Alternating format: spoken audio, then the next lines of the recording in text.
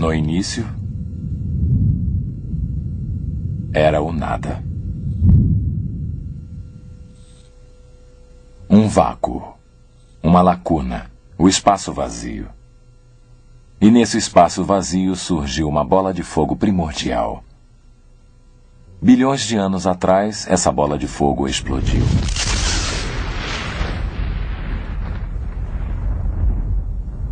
Essa explosão gerou todo o espaço, energia, matéria.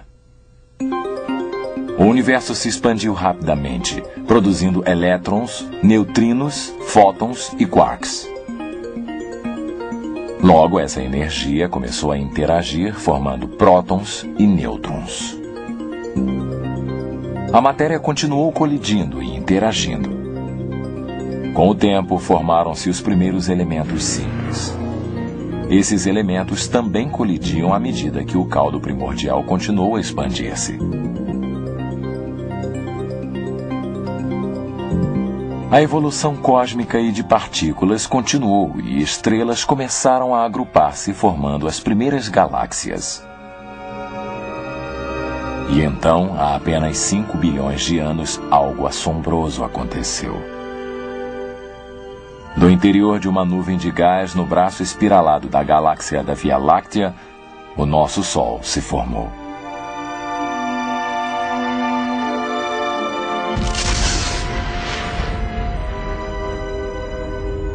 Essa nova estrela deu origem a planetas, luas e asteroides. Um desses planetas, conhecido como Terra, desenvolveu uma atmosfera. O meio ambiente da Terra era repleto de erupções vulcânicas, relâmpagos, clima turbulento, átomos e energia misturados para criar as primeiras células de vida.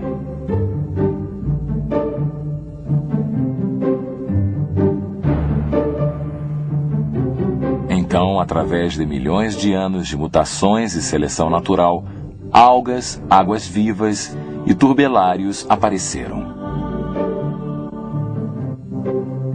Com a continuidade da evolução, os peixes apareceram nos mares do planeta Terra. Alguns desses peixes evoluíram para anfíbios e, através da seleção natural, transformaram-se em répteis.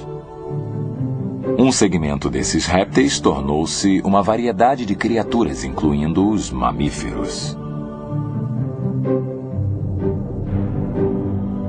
Alguns desses mamíferos tornaram-se primatas, e então, há apenas 600 mil anos, um grupo isolado desses primatas evoluiu para os primeiros ancestrais do homem. Esta é a nossa espantosa herança evolutiva. E a evolução continua hoje, à medida que avançamos para um destino ainda mais alto no universo.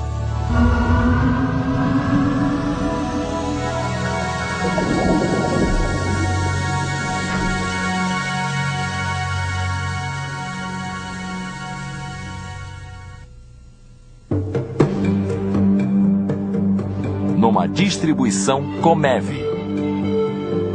Uma questão de origens.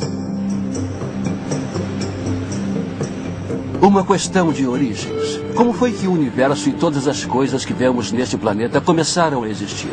Porque nós existimos. Sou Roger Auckland. Quase todos nós temos ponderado sobre estas questões. E quando se trata do assunto de origens, há basicamente duas visões: a teoria da evolução e a teoria da criação.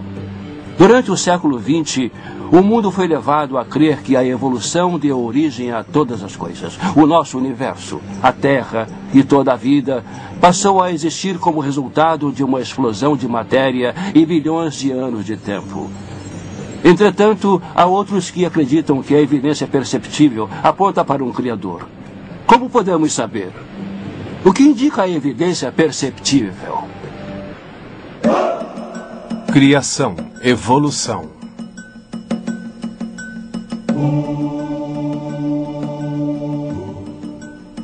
Concordância.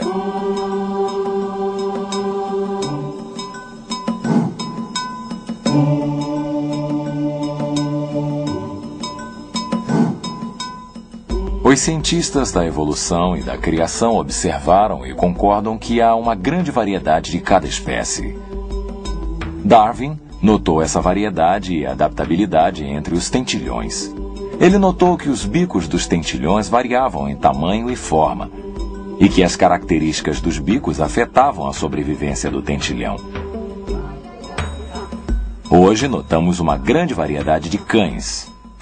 Acredita-se que as 450 raças de cães existentes hoje têm o mesmo ancestral. A maioria dos cientistas acredita que esse ancestral era muito semelhante ao lobo moderno. Os cientistas também atestam a seleção natural da sobrevivência dos mais aptos. Os evolucionistas e criacionistas afirmam que os animais mais fortes, mais saudáveis ou mais adaptáveis ao seu meio ambiente têm maior probabilidade de sobreviver e reproduzir. Os animais mais fracos, incapazes de se adaptar, têm menos chance de sobreviver.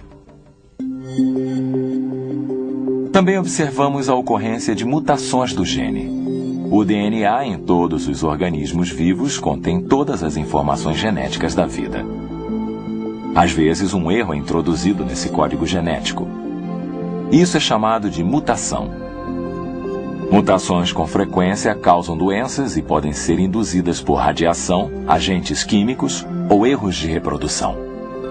As mutações realmente ocorrem, causam todo tipo de mudança nos genes. Males por defeitos congênitos, doenças do organismo. Eles são ótimos para explicar a origem das doenças, morte e tragédia, mas de forma alguma a origem de alguma coisa nova, alguma característica que não existia. Todas as mutações que conhecemos são apenas mudanças em genes que já existem. Darwin observou muitas coisas na natureza. Ele era um bom naturalista, um bom observador de informações. O que ele viu foram várias plantas e animais alterando-se de alguma forma através da adaptação e da variação. Ele os viu mudar e jamais vemos um tipo básico de alguma coisa se tornando outra coisa, e isso jamais foi observado na ciência ou na genética. Simplesmente não foi observado. O que vemos é variedade. A variedade acontece, a adaptação também, mas a evolução não. Mutações, seleção natural, adaptação.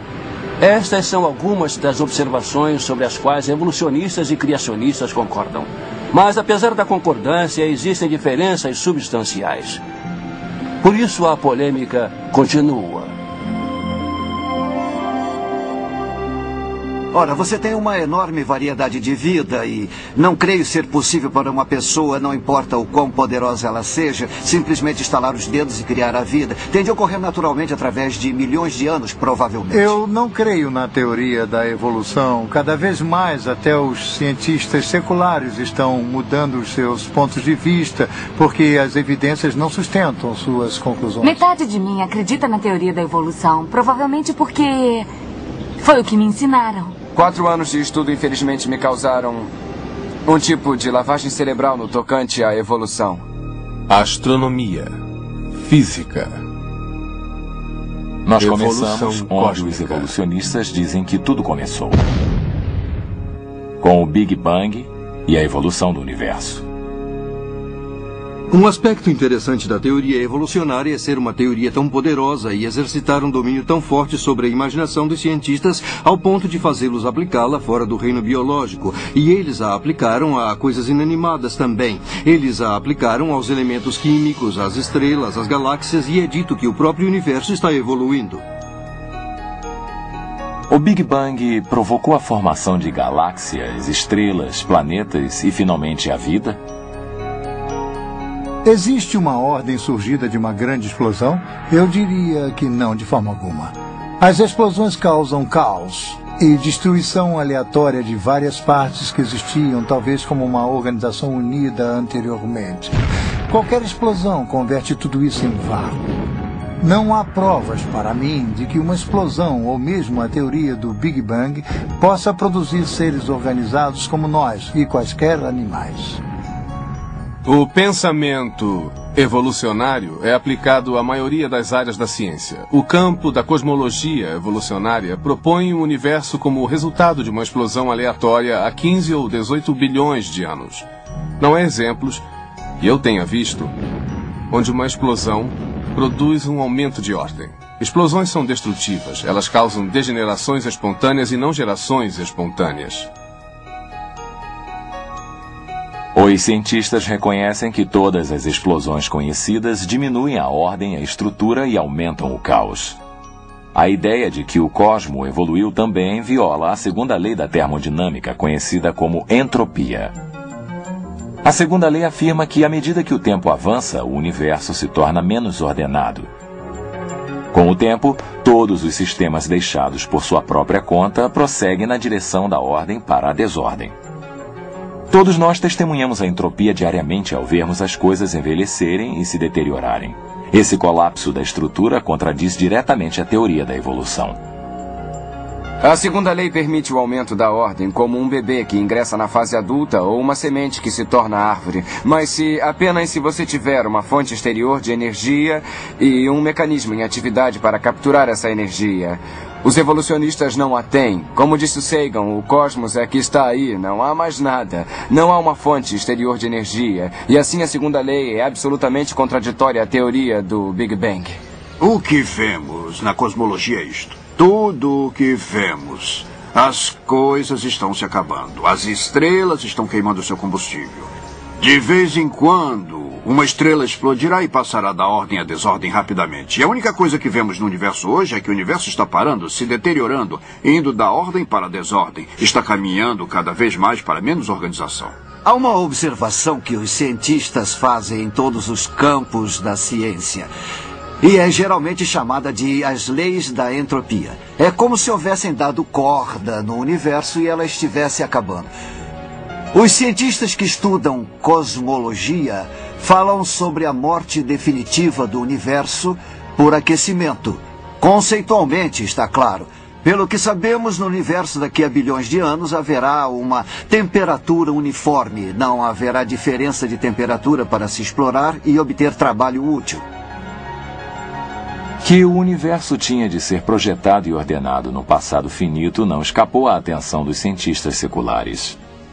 O cientista da NASA, Robert Jastrow, escreveu: a segunda lei da termodinâmica aplicada ao cosmo indica que o universo está parando, como um relógio. Se está parando, em algum momento deve ter recebido corda. A próxima pergunta lógica é: quem lhe deu corda? Gordon Van Wylen abordou a questão com clareza em seu livro Termodinâmica, quando escreveu: o autor descobriu que a segunda lei tende a aumentar sua convicção de que existe um Criador que tem a resposta para o destino futuro do homem e do universo. Vemos apenas destruição, nunca vemos inovação. Isso, acredito, é o que o modelo da criação propõe o tempo todo. Que no início as coisas eram muito boas e eles eram perfeitos, exatamente como Deus queria. E então, desde que o pecado foi introduzido no universo e Deus castigou toda a criação por causa desse pecado, o preço do pecado é a morte, não apenas na vida física, mas no universo. Tudo está morrendo. O Sol se consumindo, a órbita da Lua em declínio, tudo está nesse processo de morte e decadência.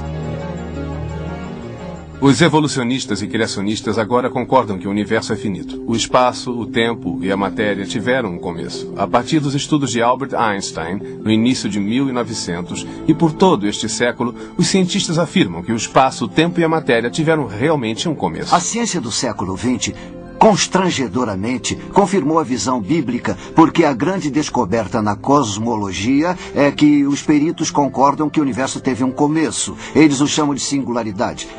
Na realidade, a ideia toda do Big Bang sugere que, em princípio, não havia nada. E então ele explodiu. O fato de o universo ser finito e de haver um início é um fato importante, mas um fato muito incômodo para o evolucionista, porque realmente levanta uma questão com a qual eles não querem lidar, que é o que aconteceu antes dessa singularidade. O modelo da criação sempre antecipou um universo finito. O primeiro versículo do Gênesis diz: no início, Deus criou o céu e a terra. A Bíblia também diz que o tempo teve um começo. Em Timóteo, segunda epístola, lemos: Deus, que nos salvou e nos chamou com o chamado divino, não conforme a nossa obra, mas de acordo com seu próprio objetivo e graça, que nos deu em Cristo Jesus antes do início dos tempos. Espantosamente, a Bíblia explica a entropia. Do antigo ser jaz a fundação da terra, e os céus são a obra de suas mãos. Eles perecerão, mas você permanecerá. Sim, eles todos envelhecerão como peças de roupa.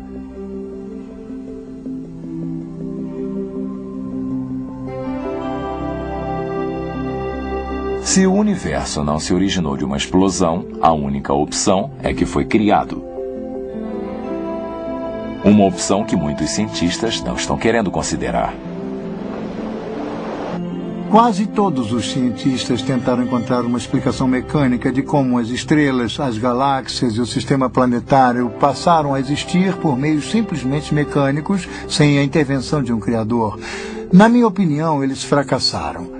Se observarmos apenas o sistema planetário, tem havido várias explicações tentando demonstrar como o sistema planetário passou a existir sem qualquer pré-formação de Deus. E todas fracassaram completamente. Muitas observações contradizem as teorias modernas sobre a evolução do sistema solar. A teoria mais popular afirma que o sistema solar formou-se de uma nuvem de gás e poeira interestelar. Se o Sol, os planetas e as luas evoluíram do mesmo material, deveriam ter muitas semelhanças. Mas cada planeta é singular. Uma vez que 98% do Sol compõe-se de hidrogênio ou hélio, a Terra, Marte, Vênus e Mercúrio deveriam ter composição similar. Em vez disso, muito menos que 1% desses planetas tem hidrogênio ou hélio.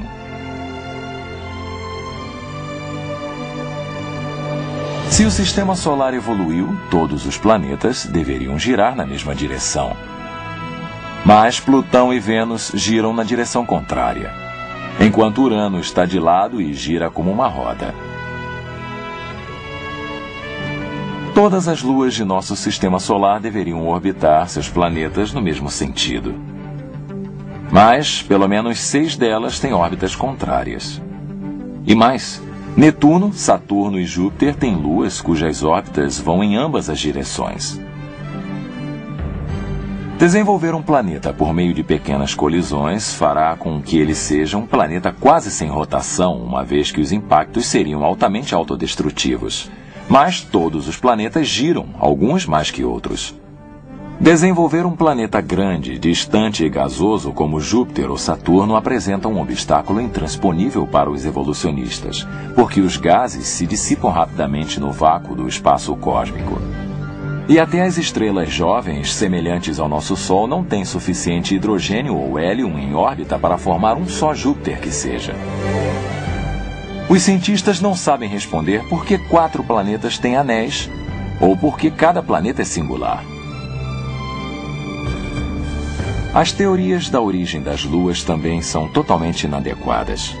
Os elementos das luas são por demais diferentes dos da Lua da Terra e seu plano orbital e órbita circular oferecem fortes vestígios de que a Lua foi criada em sua órbita presente. Não há provas de que o sistema planetário possa ter surgido por meios simplesmente mecânicos. Entretanto, quanto mais os cientistas observam o universo assombroso no qual habitam, mais começam a perceber que houve certos fatores que estavam simplesmente muito harmoniosos para a existência do homem, das moléculas, da vida orgânica. E quanto mais eles a observam, mais percebem que nós estamos com efeito sobre o fio da navalha. E há muitas indicações de que este universo foi especialmente projetado, estando o homem em seu centro.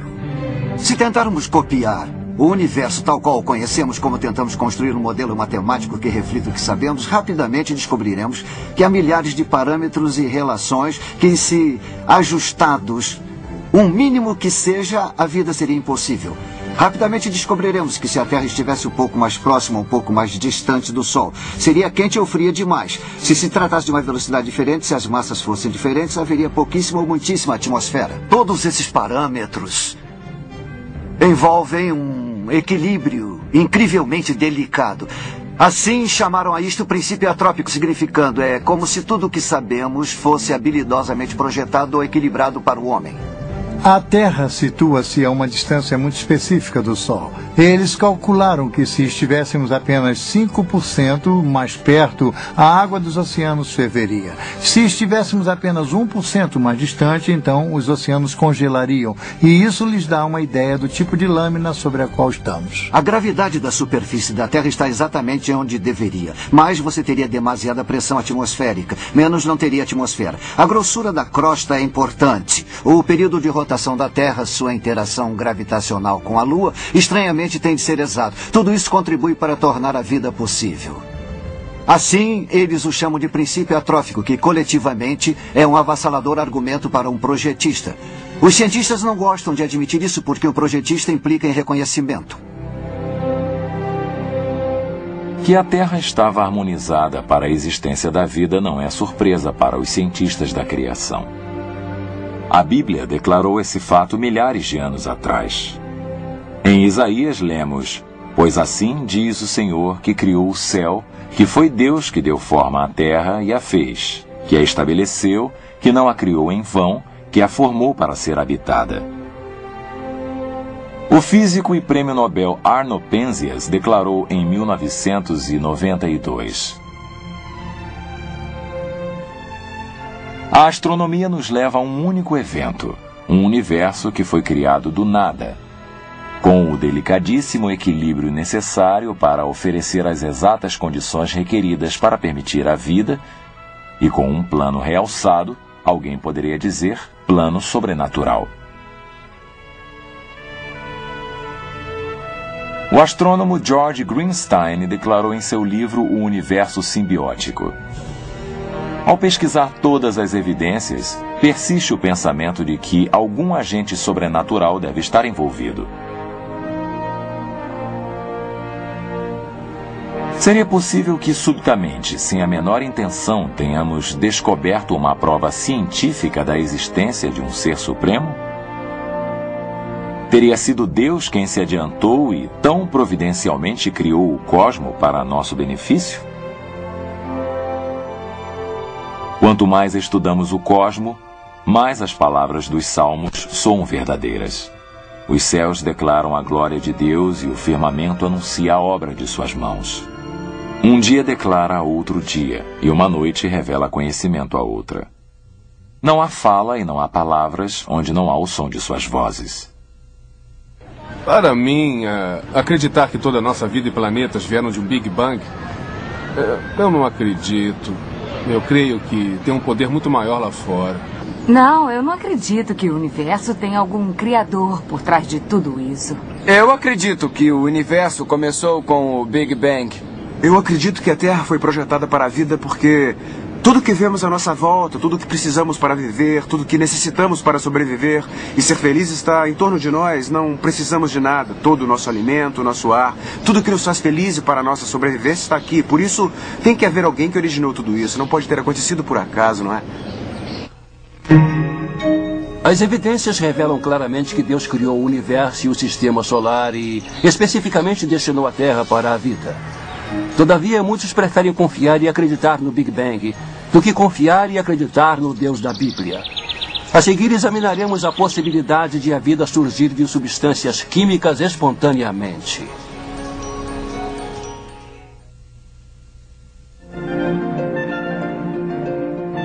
Primordial.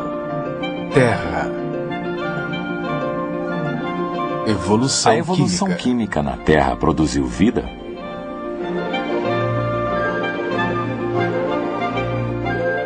De acordo com o pensamento evolucionário, toda a vida, bactéria, peixes, plantas, animais e homem, originou-se de compostos químicos. Essa teoria de que a vida surgiu de substâncias químicas não vivas é chamada de geração espontânea. Uma das leis fundamentais da biologia é a lei da biogênese, que a vida surge apenas da vida pré-existente. E, naturalmente, para um criacionista, isso certamente não é surpresa. A vida de Deus foi criada para multiplicar-se da sua própria espécie. Isso faz sentido para um criacionista. Mas para um evolucionista, houve um tempo no passado quando não havia vida alguma. E assim as substâncias químicas de alguma forma se juntaram e produziram coisas vivas. Isso é geralmente chamado de geração espontânea e tem havido alguns sérios problemas na tentativa de fazer um grupo de substâncias químicas criar vida. Alguns anos atrás, Stanley Miller conduziu um famoso experimento. Ele juntou materiais simples, um pouco de gás metano, amônia, vapor de água, atingindo-os com uma fagulha elétrica para simular um relâmpago na atmosfera da Terra milenar. E em apenas algumas semanas tinha aminoácidos, os blocos construtores da proteína. E foi alardeado quase como a criação de vida em um tubo de ensaio, e aquilo era o que usava quando lecionava a evolução. Mas dei uma olhada no restante das evidências. E havia 3 problemas com aquele experimento brilhante. 1, ele tinha o material inicial errado. 2, usou as condições erradas. E 3, os resultados foram errados. Fora isso, foi um experimento brilhante. O experimento de Miller simulou uma atmosfera de metano e amônia, gases que não poderiam ter estado presentes em grandes quantidades, porque a amônia se decomporia com a luz ultravioleta e o metano seria encontrado nos milenares sedimentos de argila. Mas não é assim. Miller também excluiu o oxigênio porque sabia que o oxigênio destruiria as mesmas moléculas que ele estava tentando produzir. Mas, cavando fundo, encontramos rochas oxidadas, sugerindo uma atmosfera rica em oxigênio. A Terra não tinha uma atmosfera reduzida. Digamos, uma atmosfera de metano, amônia e hidrogênio, que fora sugerida em um experimento de Stanley Miller. Nunca houve uma atmosfera assim. A geologia é bem clara. Há boas evidências de que a Terra sempre teve oxigênio em sua atmosfera. E isso impossibilitaria totalmente qualquer origem evolucionária de vida. Miller também usou as condições erradas. Ele usou uma fagulha elétrica para combinar as moléculas de gás. O problema é que a mesma fagulha que junta os aminoácidos também os separa e os destrói muito melhor que os cria. O problema era que as substâncias químicas colocadas juntas no frasco também seriam separadas pela mesma fagulha que as juntara. Miller sabia disso como bioquímico, e assim ele rodeou os gases, prendeu as moléculas que queria usando um conhecido experimento bioquímico. Mas isso era trapaça, porque você deveria dizer, foi assim que a vida surgiu antes que houvesse qualquer plano inteligente destinado a preservar essas moléculas das forças destruidoras, as condições erradas. Então, ele conseguiu os resultados errados. O principal produto do experimento de Miller era alcatrão, inconveniente para reações orgânicas. Quantidades de traços de vários aminoácidos que formam as proteínas em coisas vivas também foram produzidas. O problema é que o experimento de Miller produziu tanto aminoácidos canhotos quanto aminoácidos manidestros. Somente aminoácidos canhotos originam as proteínas da vida e somente uma molécula destra impede a sua produção. O que Miller realmente produziu foi uma poção venenosa que destruiria qualquer esperança para a evolução química da vida. Você pode dizer, bem, se o que acabei de dizer é verdade, como ficam os evolucionistas que acreditam nisso? Pois é muito interessante, os evolucionistas concordam comigo. Uma ocasião em que assisti a um debate na Universidade Estadual de San Diego, eu estava na plateia e 2 amigos meus, Dr. Henry Morris e Dr. Dwayne Gish, participaram do debate como criacionistas. No final, alguém da plateia anotou, senhoras e senhores, esta noite temos o privilégio de contar com a presença do Dr. Stanley Miller. E Gish havia explicado por que o experimento de Miller não produzira vida a partir de não vida. E foi perguntado a Miller, o senhor gostaria de responder ao que o Dr. Gish disse sobre seu experimento para a evolução química? E o Dr. Miller disse, não. Há décadas ele não acreditava nisso. Ele conhece os mesmos problemas.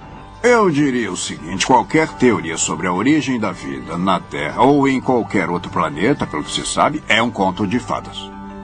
A evolução ensina que a energia em forma de relâmpago ou calor adicionada à matéria pode ocasionalmente criar uma vida nova. No entanto, toda a indústria alimentícia repousa no fato de que isso jamais acontecerá. Se examinarmos um vidro de creme de amendoim, ele contém matéria e foi exposto à luz e ao calor. Mas nunca encontraremos vida nova em seu interior, a menos que uma vida do exterior o contamine.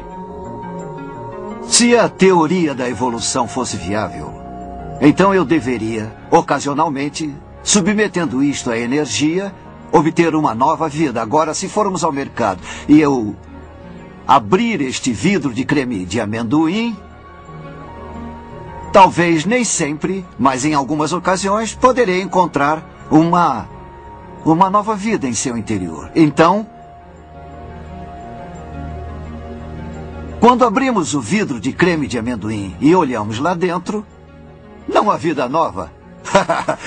E vocês não ficam contentes? Porque vocês podem até achar graça, mas espero que não se esqueçam disto, porque você e eu conduzimos coletivamente mais de 1 bilhão de experimentos a cada ano. E temos feito isso virtualmente há 100 anos, sem jamais encontrarmos uma nova vida.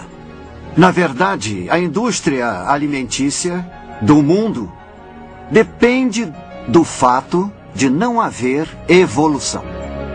O caso da evolução química apenas enfraquece quando consideramos que longas cadeias de aminoácidos, todas exatamente na posição correta, são requeridas para formar as proteínas da vida. Pior ainda, os aminoácidos não se juntam naturalmente para formar proteínas. Ao contrário, tendem a separar-se. As proteínas podem ter 2 ou 3 mil aminoácidos, um longo complexo de substâncias químicas, e são como um programa de computador. Cada aminoácido tem de estar exatamente na posição correta. Se um deles estiver errado, aquela proteína é inútil, como ocorre com um programa de computador. As improbabilidades contidas no darwinismo existem desde o começo. Mesmo antes do início da vida, como surgiu a primeira molécula da proteína. E tem havido muito trabalho para investigar a sua probabilidade, tanto dos que usam a teoria da informação, quanto pelos biólogos moleculares em experimentar as proteínas para ver se podem ou não ser feitas em pedaços e reunidas.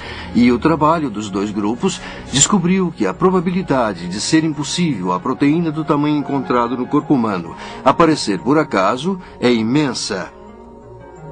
Eu acho que seria uma coisa possível se você tivesse a eternidade à sua disposição. Mas o darwinismo não tem a eternidade à disposição deles.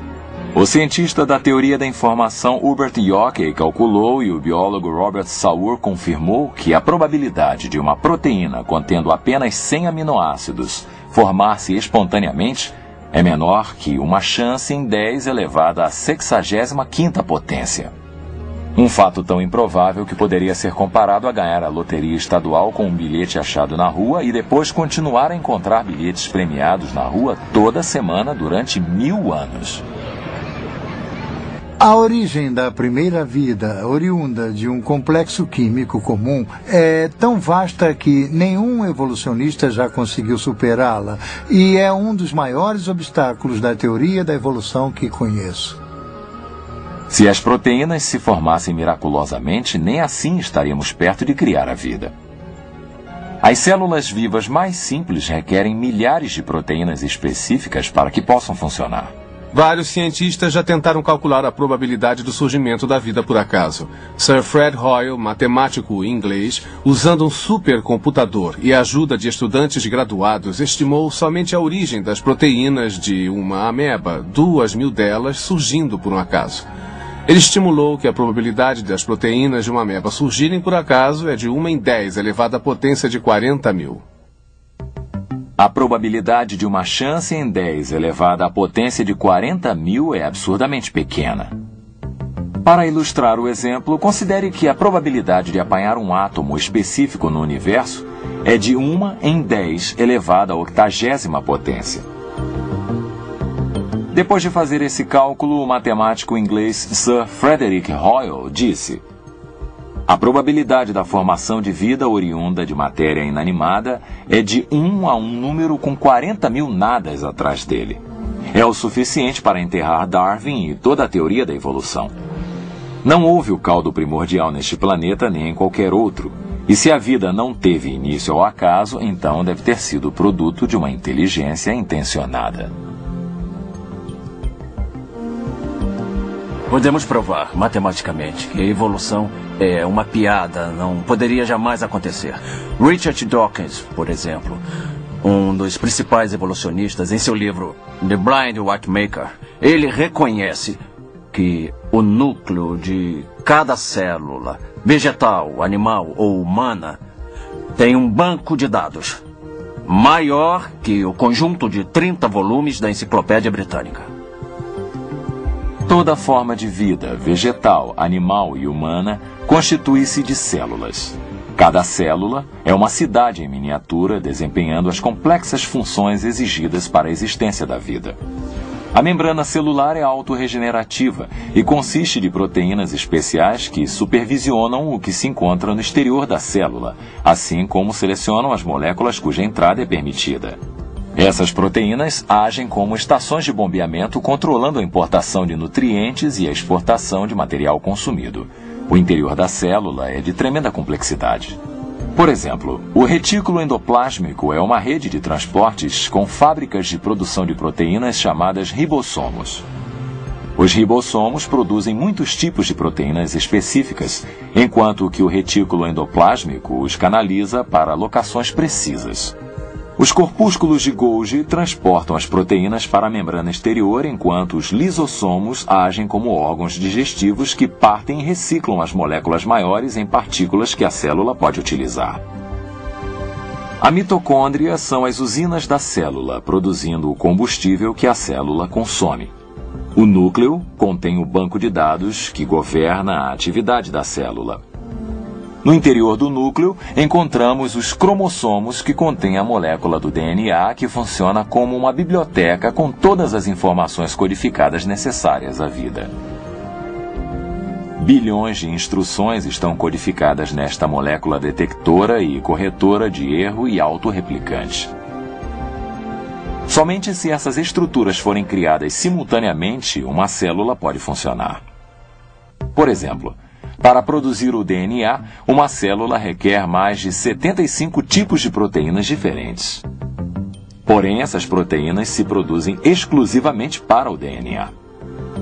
A única solução para esse dilema é a criação.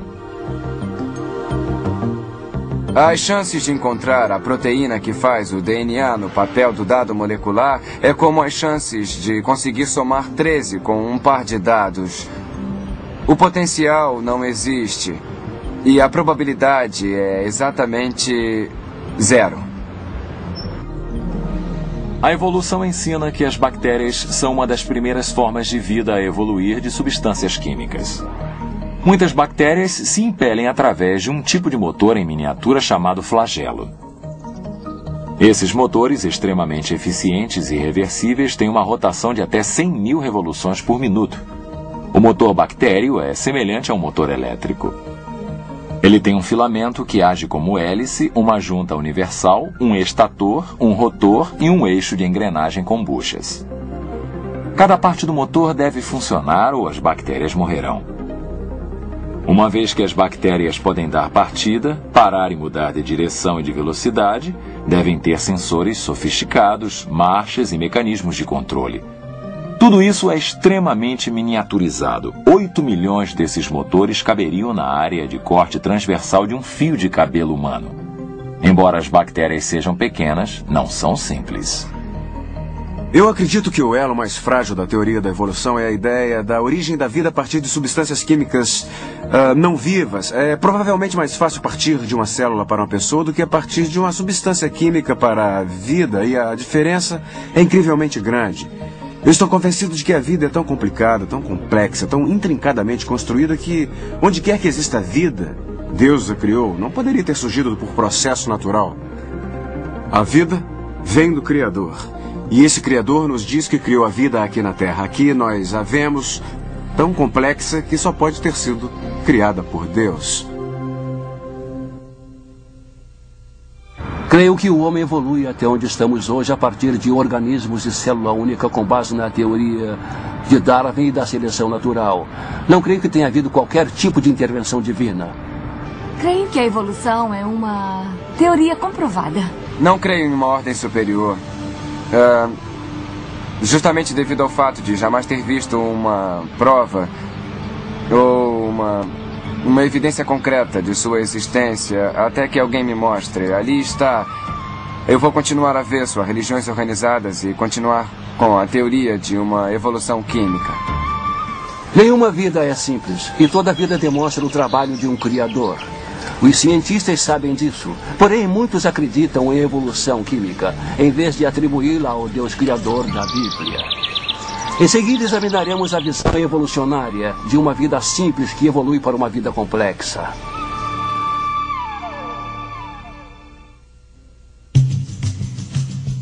Elos perdidos.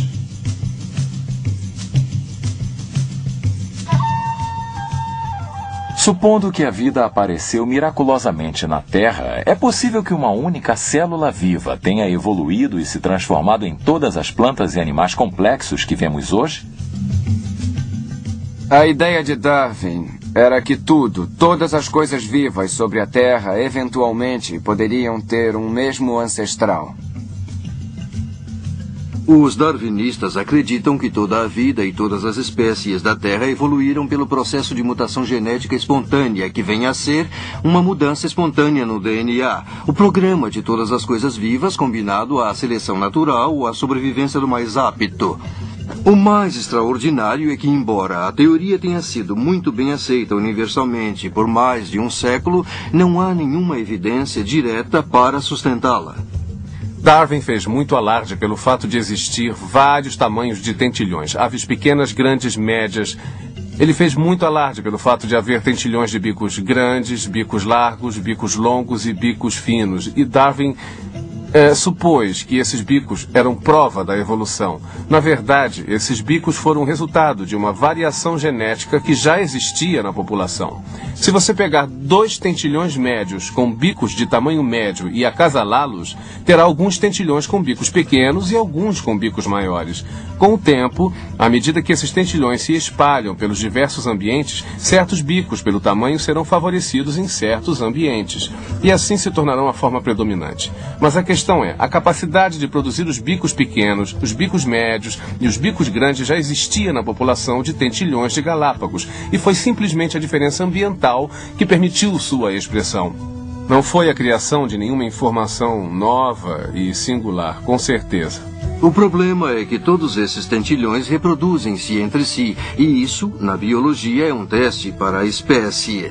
2 criaturas que podem acasalar-se e produzir filhotes vivos e férteis são consideradas pertencentes à mesma espécie, e em toda a Galápagos os tentilhões preenchem esse critério, por isso não há muitas espécies. Se a evolução fosse verdade, não estaríamos preocupados com a extinção das espécies. Haveria novas sendo criadas. Não temos novas espécies, temos deterioração. Temos todo tipo de espécies que não existem mais.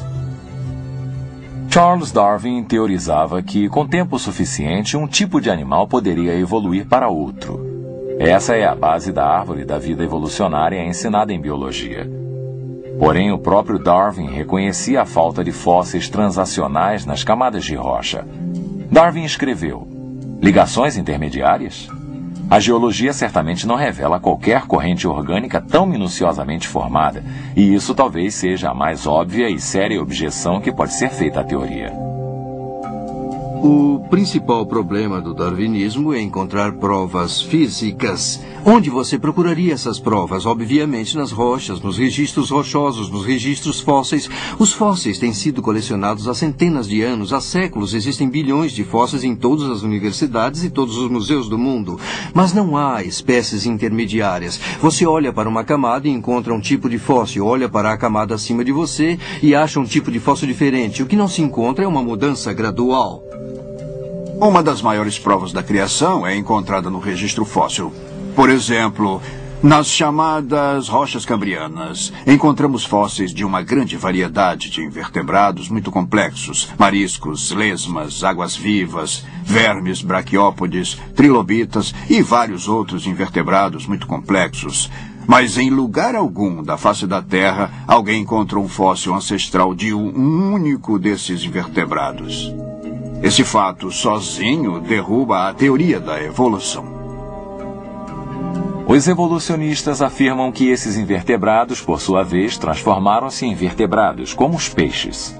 Entretanto, nos últimos 150 anos, os cientistas desenterraram bilhões de fósseis de invertebrados e vertebrados sem encontrar uma única forma transicional. Toda a espécie principal de peixes que conhecemos parece totalmente formado. Nenhum traço de ancestrais e certamente nenhum traço de formas transicionais ligando essas espécies de peixes a outras. Esse fato é conhecido, os evolucionistas sabem. O fato de não termos ancestrais para os peixes, os vertebrados, e não termos ancestrais para os invertebrados, significa que não temos ancestrais. E a evolução é impossível. Um estudo do registro geológico confirma que os principais grupos de animais aparecem subitamente e totalmente formados. Por exemplo, no mundo dos insetos, há uma enorme variedade e complexidade. Mas os evolucionistas não oferecem nenhuma prova conclusiva de quaisquer insetos que se desenvolveram de um ancestral comum. O mesmo problema existe para a grande variedade de anfíbios, répteis e mamíferos. A árvore da vida evolucionária não tem tronco nem galhos. Assim sendo, todos os intermediários sugeridos são mera especulação. Às vezes, os darwinistas apresentam exemplos do que dizem ser transições. Por exemplo, suponho que o exemplo mais conhecido é o Archaeopteryx, que parece ser metade dinossauro e metade pássaro. O problema é que quando você analisa os dinossauros que poderiam ter se desenvolvido da sua descoberta, nenhum deles tinha um osso da clavícula. E os pássaros têm um osso peitoral emborcado sustentando os músculos peitorais, o que permite que batam as asas.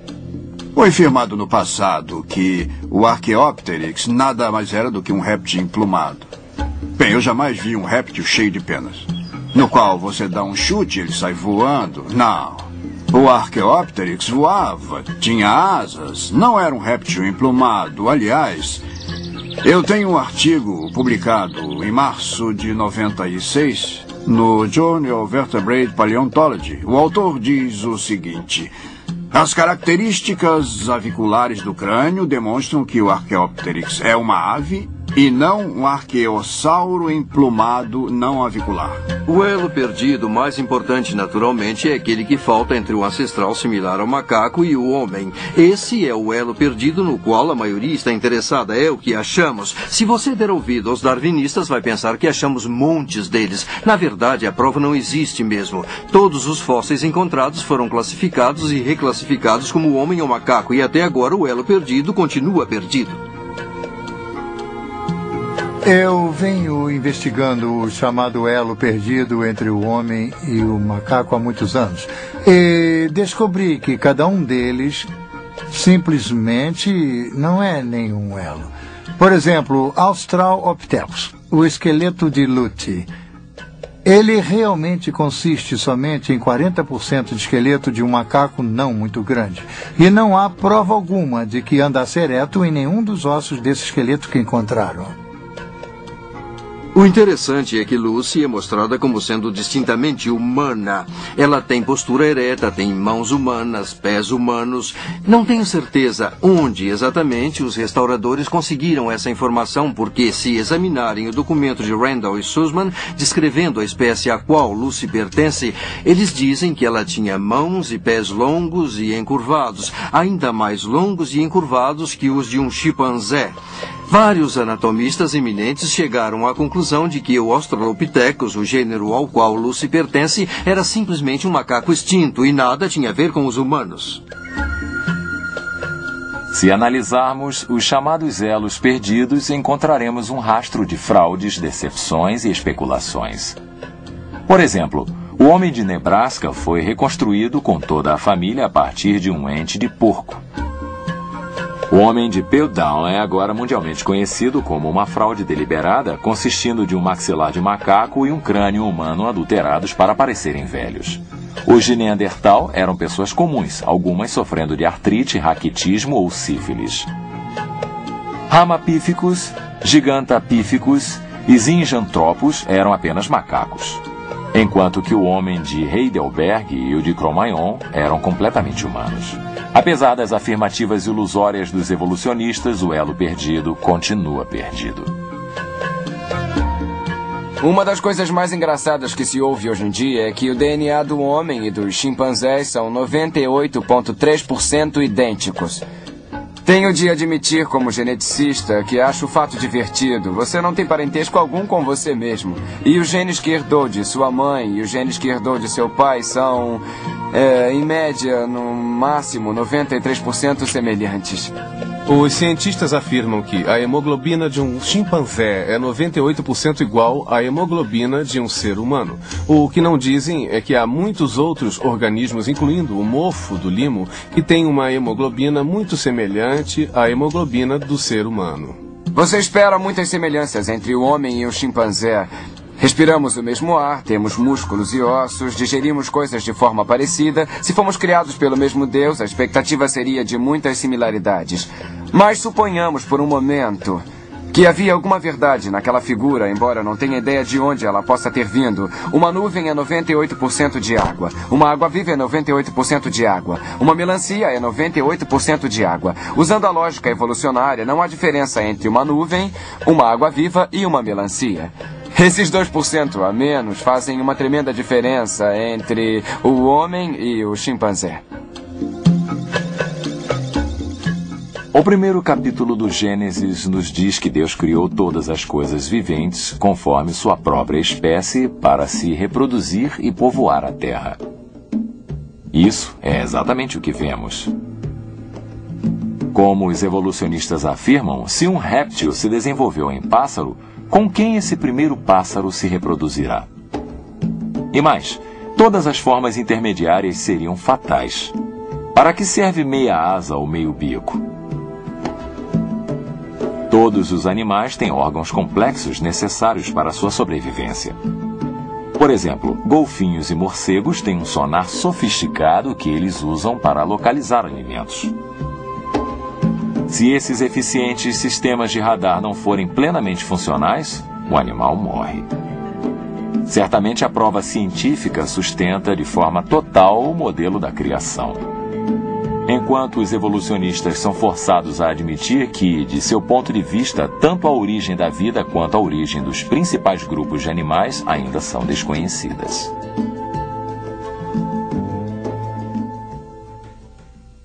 A complexa estrutura do nosso corpo talvez não tenha se originado da evolução. Talvez tenha... realmente... É difícil decidir qual delas seria. Para mim, repito, é preciso mais fé para acreditar que todas essas condições perfeitas juntaram-se no momento certo para permitir que todos esses aspectos complexos da vida passassem a existir. E, para mim, é preciso uma fé muito maior para acreditar nessa asneira do que acreditar que existe um Deus que nos criou. Os evolucionistas tentam desesperadamente sustentar uma teoria fracassada, em vez de reconhecer o Deus criador da Bíblia. Apesar disso, as provas continuam a aumentar para sustentar o modelo da criação. Mas como saberemos se o Deus da Bíblia é o criador? As provas científicas deste século provaram que o espaço, o tempo e a matéria são finitos. E nos dizem que o Criador certamente é um ser que independe de espaço e tempo. Só a Bíblia ensina a noção de um universo finito e um Criador que é totalmente transcendente, ou seja, ele é independente do espaço e tempo, mas pode agir dentro do nosso domínio de tempo e espaço. Nenhum outro livro sagrado sobre a Terra fala de tal Criador. Se você analisar outros livros religiosos, todos presentes, presume-se um universo tridimensional e um Deus tridimensional. Isso é espantoso quando você percebe que só a Bíblia tem como distinção uma apresentação transcendente. Durante anos, os astrônomos acreditaram haver em torno de 6.000 estrelas. A ciência da astronomia sustentou esse número até a chegada de Galileu com seu telescópio. E de súbito, a ciência percebeu que as estrelas do céu eram inumeráveis. Bilhões de galáxias, bilhões de estrelas nessas galáxias, inumeráveis, assim como Deus disse a Abraão, voltando ao Gênesis, o primeiro livro da Bíblia. Em toda a Bíblia encontramos insights sobre o universo físico que o mundo científico só recentemente descobriu. Por exemplo, no livro de Jonas diz: as águas me cercaram até a alma. O abismo me rodeou e as algas se enrolaram na minha cabeça. Eu desci até os fundamentos dos montes. Este versículo surpreendente nos diz que há montanhas no leito do oceano. Sim, os cientistas não sabiam disto até este século. No livro de Jó, Jó proclama que Deus pendurou a terra no nada. Enquanto muitos livros sagrados declaram que a terra repousa nos lombos de tartarugas ou elefantes ou é sustentada por Atlas, a Bíblia em si declara o que sabemos como verdade. Em Hebreus, capítulo 11, versículo 3, lemos: Pela fé entendemos que os mundos pela palavra de Deus foram criados, de maneira que aquilo que se vê não foi feito do que é aparente. Só recentemente os cientistas descobriram que tudo no universo é feito de partículas subatômicas, que são invisíveis a olho nu. Certamente, esses autores foram inspirados no Criador do Universo. Muitos outros insights científicos foram revelados na Bíblia séculos antes de serem descobertos pelo homem. Por exemplo, a fissão atômica, as correntes oceânicas, o ciclo hidrológico, a corrente de jato, os dinossauros e as estrelas inumeráveis. Sabemos que quando Colombo fez sua viagem para descobrir a Índia e aportou na América, houve um imenso temor de que chegasse à beira da terra e caísse de repente no nada. E, no entanto, ele tivesse lido a Bíblia, saberia que Isaías falou sobre a rotação da terra e que a terra é em verdade redonda. Desafio qualquer pessoa a encontrar erros científicos na Bíblia. Não há nenhum. Para mim é fascinante que quanto mais se aprende as Escrituras, mais se conhece a ciência contemporânea. Você descobre que a Bíblia a antecipou. Como cristãos, podemos acreditar ao mesmo tempo na criação e nas leis da ciência. E como cientista, eu prefiro muito mais acreditar na teoria que se encaixa nas provas que realmente podemos ver. Sempre ao estudarmos, ao observarmos, nós percebemos que a ciência sustenta a palavra de Deus. Eu desafio aqueles que declaram ser a Bíblia cheia de mitos para investigar por si só, com a mente aberta. E eu sei que descobrirão a verdade. Uma questão de origens. Analisamos as evidências. Agora depende de você, como indivíduo, fazer uma opção. Na carta aos Romanos, capítulo 1, a Bíblia nos diz que a evidência da criação de Deus é tão óbvia pelas coisas que Deus fez, que se você rejeitar essas evidências, não haverá uma desculpa. Em Colossenses, capítulo 1, a Bíblia nos diz quem é o Criador. Não apenas criou Ele todas as coisas, mas nos redimiu de nossos pecados através de sua morte na cruz do Calvário. O Criador é Jesus Cristo. Você reconhece que foi criado? Você reconhece que foi separado do Criador Jesus Cristo? Devido aos seus pecados? Você o aceita? Quem ele é e o que fez? Quem você é e o que fez? É a melhor escolha que você poderia fazer para a eternidade.